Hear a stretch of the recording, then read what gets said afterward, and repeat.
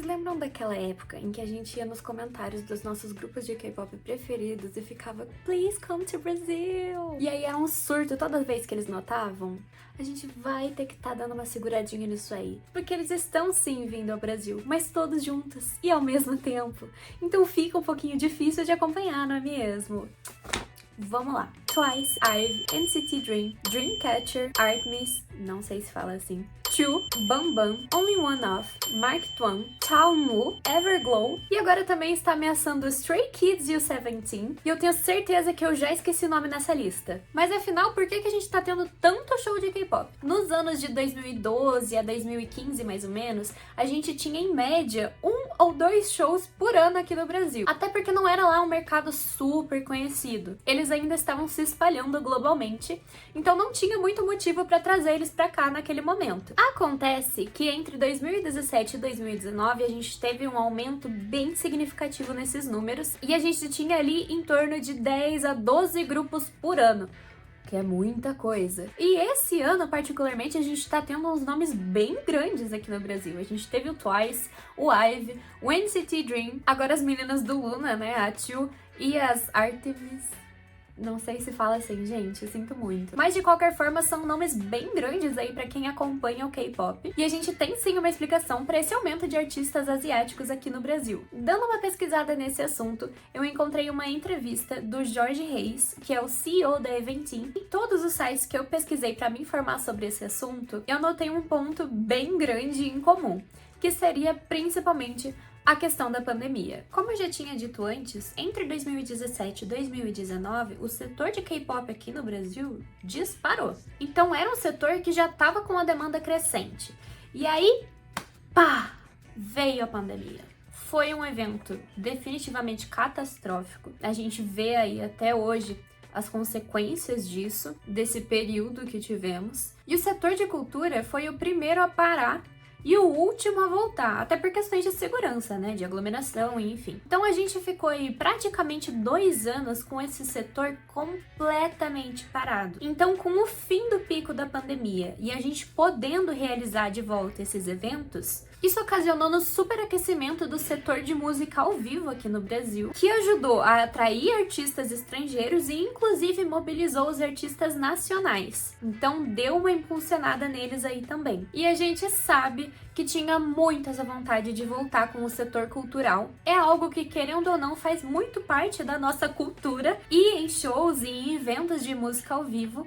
E a gente passou aí esse período sem ter acesso a nada desse tipo. Então é claro que quando voltou, voltou com força total. E nisso a gente tá falando de um panorama geral do cenário da música. Porque quando a gente fala especificamente de K-pop, eu lembro que no ano de 2020, se eu não me engano, fui conferir, foi 2020 mesmo, saiu uma notícia em que o Brasil era o 5º país que mais ouvia K-pop no Spotify.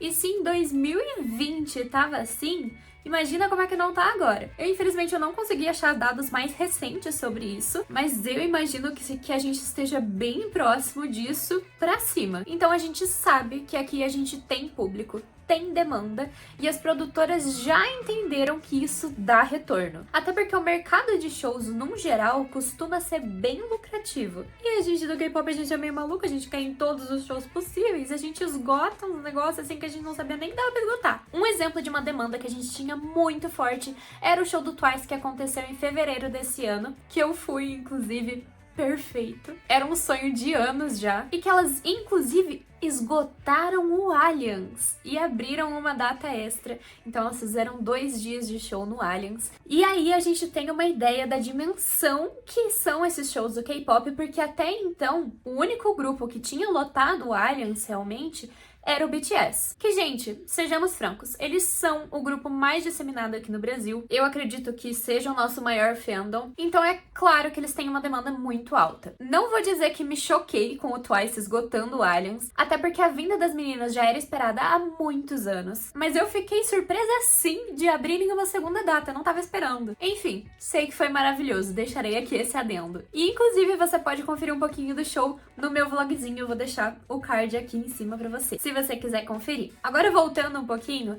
ainda referente à pesquisa do Spotify de 2020, eles relataram que do público global, 53% dos ouvintes estavam entre os 18 aos 24 anos. Primeiro que aí já bate um pouco das alegações de que é tudo adolescente.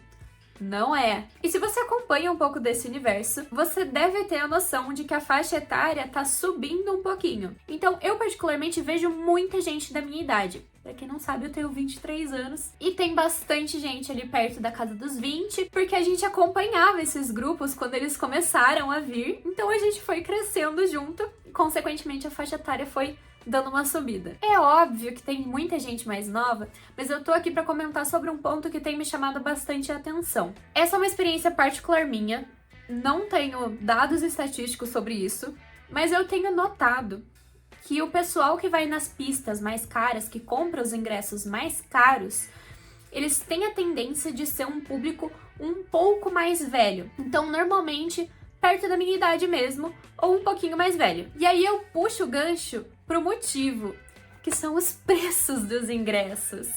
Meus amigos, o que está acontecendo? Na última vinda do BTS pra cá, se eu não me engano foi em 2019? 2018? Acho que foi 2019. Na última vinda deles pra cá, eu fui de pista premium. E eu lembro que tinha um ingresso um pouco mais caro que o meu, que seria pro Soundcheck. A meia entrada dele devia estar na casa dos 600, 700 reais. E eu lembro de olhar para aquilo na época e pensar, meu Deus, que negócio caro. Até então eu não sabia o que era o Soundcheck. Então eu não peguei, porque eu não ia pagar caro por um negócio que eu não conhecia. Mas o Soundcheck é basicamente uma passagem de som que eles fazem antes do show. Eles tocam algumas músicas e interagem um pouquinho com o público.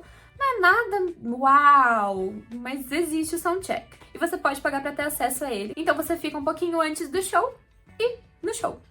Acontece, que eu notei que tem acontecido bastante, é a criação dessa palhaçada de pacote VIP, que nada mais é do que o Soundcheck com um nome chique e uma pulseirinha de miçanga que eles te dão de brinde. Só fazendo uma comparação, como eu disse, o Soundcheck do BTS na época estava em torno aí dos 600, 700 reais a meia entrada. Pro show do NCT Dream, que vai acontecer agora em setembro, a gente tem o setor VIP, que custa a bagatela, meia entrada, a bagatela de R$ 1.300, sem as taxas do site, porque com as taxas você paga aí uns 1.500, fácil. Vocês estão percebendo que aumentou aí quase R$ 1.000 só apenas? E por que aumentou tanto? No geral, a gente tá num momento bem difícil da economia, que devo dizer, e a gente percebeu que, né, no geral, as coisas aumentaram muito, os preços têm sido exorbitantes para qualquer coisa que você vá comprar, que você vá consumir, mas em especial no cenário cultural, os artistas têm sido muito procurados. E isso incentiva o aumento do valor de cachê. E aí eles até tentam dar uma justificada nesse valor de que, por exemplo, você vai receber brindes. Então, por exemplo, ano passado eu estive no show da NCT Dream e eu fui na pista premium, que seria ali o ingresso mais caro até o momento. Na descrição do ingresso, a gente tinha, assim, um pacotinho de brindes que a gente recebia por estar naquela pista. Então, a gente recebia a credencialzinha e mais alguns brindes. Brindes estes que foram um broche caindo aos pedaços de latão. Ó, tá tudo remoído aqui, ó.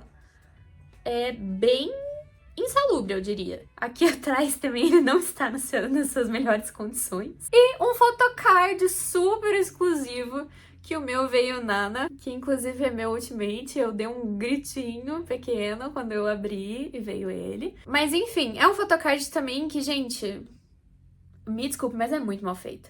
Eu não tive esse problema, mas eu vi muita gente reclamando que o photocard veio todo riscado. E realmente, o de uma das minhas amigas estava bem riscadinho. E pra quem coleciona, isso não é um negócio tão agradável. Então, assim, a qualidade realmente não é das melhores. E tem como ficar pior, tá? Porque no show do Twice, o VIP deve ter sido uns R$ 1.400. Também era o ingresso mais caro do show. E também vinha com brindes.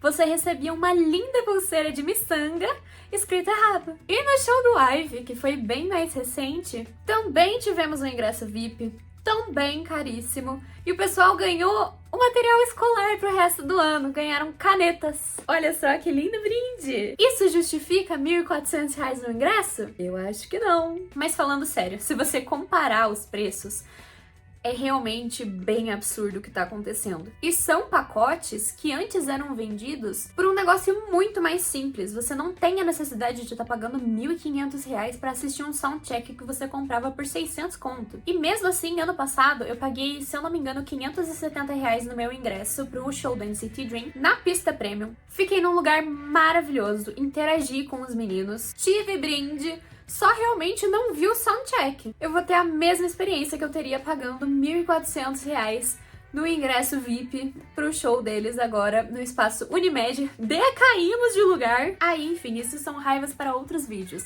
Mas, tirando toda essa birra com preços de lado, o mercado consumidor de K-pop realmente tem crescido muito aqui no Brasil. Shows internacionais, no geral, têm sido muito cotados aqui para solo brasileiro e principalmente focados nas regiões de São Paulo e Rio de Janeiro, porque são lugares que, querendo ou não, têm boas estruturas para acolher esses shows.